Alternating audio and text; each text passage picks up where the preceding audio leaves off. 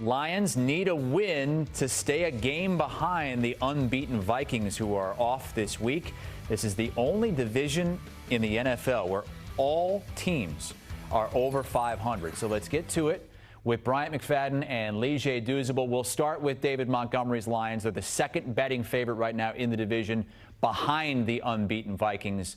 B-Mac, are you at all surprised that they're a field goal favorite in Dallas this week?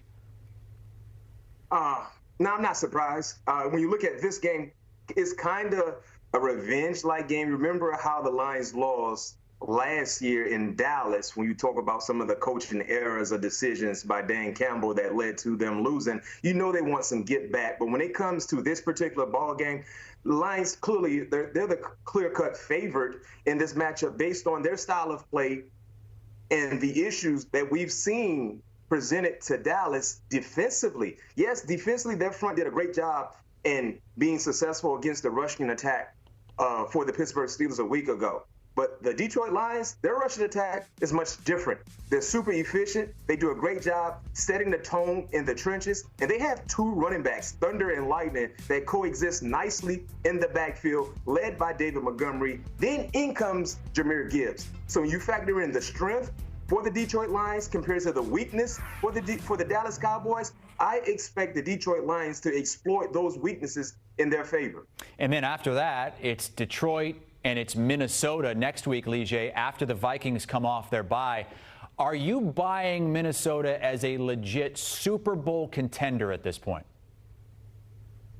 No, I still think the Detroit Lions are the favorites to win the NFC. When you look at how that team is balanced and how they make the run game marriage with the pass game, I think we saw some chinks in the armor the last 2 weeks, at least on the offensive side for the Minnesota Vikings. I thought the Jets did a really good job in causing some confusion with Sam Darnold getting in some sacks. And then you go back to that second half versus the Green Bay Packers, they had his number in the second half. So I think with Brian Flores, that defense will continue to thrive. But on the offensive side, another big thing to watch is the health of Aaron Jones, right? We saw that offense become stagnant when he got hurt in the first quarter versus the New York Jets. That's something to watch going forward. Will he be healthy enough to come back from that hip injury and play against the Detroit Lions? I still have the Detroit Lions as the favorites to win not only the NFC North, but the NFC period. I love your take. I love everything you stated about the Detroit Lions, Lige. But in 5 games of play, Minnesota, they've been a better team out of the two. And I think what we're doing as fans of the game, we're waiting for Sam Darnold to revert back to the old Sam Darnold. I think that is the biggest legit argument point when you talk about the Minnesota Vikings and how far they could go. But what if we're living in a world where Sam Darnold has really grasped the understanding for this offense, and he understands his role and he's not doing too much, right? What if we're living in a world where Sam Darnold is being smart with the football like we've seen in 5 weeks of play? If we're living in that world, especially seeing what Kevin O'Connell can do, I think Kevin O'Connell is one of the best coaches in the National Football League in being comfortable while being uncomfortable in uncomfortable situations. So you factor in what Minnesota has done, and we also have to remember this. They're not fully healthy. What happens when they get T.J. Hockenson back in the lineup? They just got Jordan Addison back. He just played his second ball game. He's still trying to get acclimated. So what happens when he's fully acclimated to the offense, in football shape, and you get T.J. Hockenson back in the lineup? I mean, this is a team that can beat you in many different ways. And to your point, their defense, they're one of the more confusing defenses in the National Football League. So I can see either or working out in the division, Detroit winning the division. I can see that happening. But also, I'm living in a world where I can see Minnesota winning the division and making a legit case to try to get to New Orleans for the Super Bowl. Yeah, B-Mac, the only pushback I have on that is I stated what we saw from Sam Darnold the last 2 games specifically in regards to second half gameplay, right? You can lean on that defense, but for so long. But there was going to be times where it's going to have to be a shootout and he's going to have to make plays, and you worried about him putting the ball in harm's way. We saw him with an overthrow and a pick for Brandon Echols last week that allowed the Jets to stay in that game. We saw him get sacked multiple times in the second half versus the Green Bay Packers because he couldn't decide or decipher the defense. And we also saw him throw interception in that game. So this is why I said I'm not basing it off of what we've seen in the past from Sam Darnold. I'm basing it off what I saw the last 2 weeks, more specifically in the second half of games.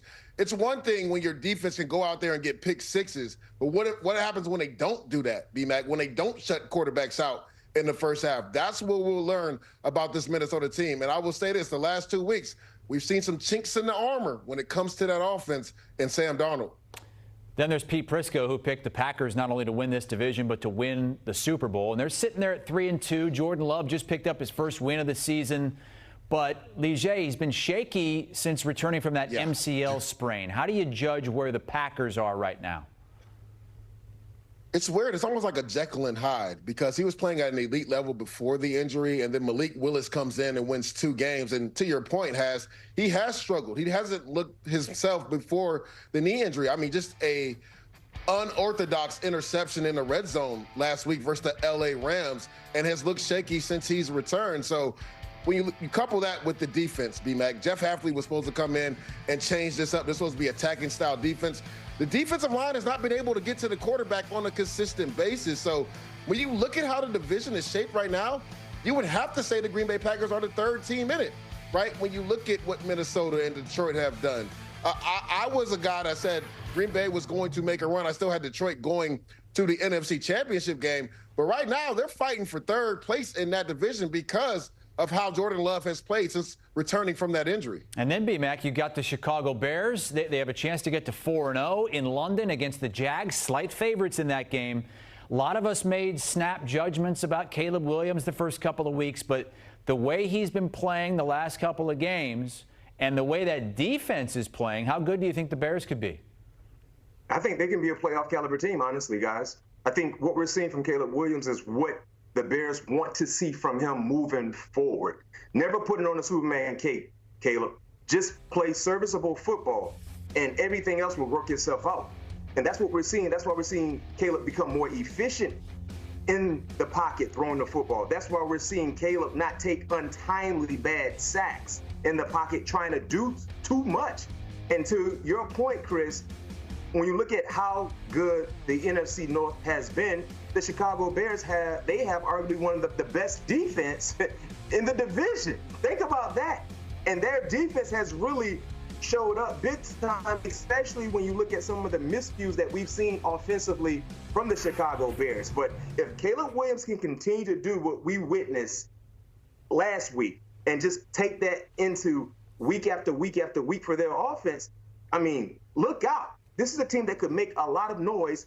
And for them to be the last team you're kind of talking about in the division, I think you, the Chicago Bears, you're really loving it being that way because everyone is talking about Minnesota, Detroit, Green Bay, and then you get to Chicago. So for Chicago to be where they currently sit at right now with another opportunity in a winnable matchup to continue to stack another dub on a dub, I mean, they're in a good position right now, and it's all about Caleb Williams doing what he's done over the last 2 weeks.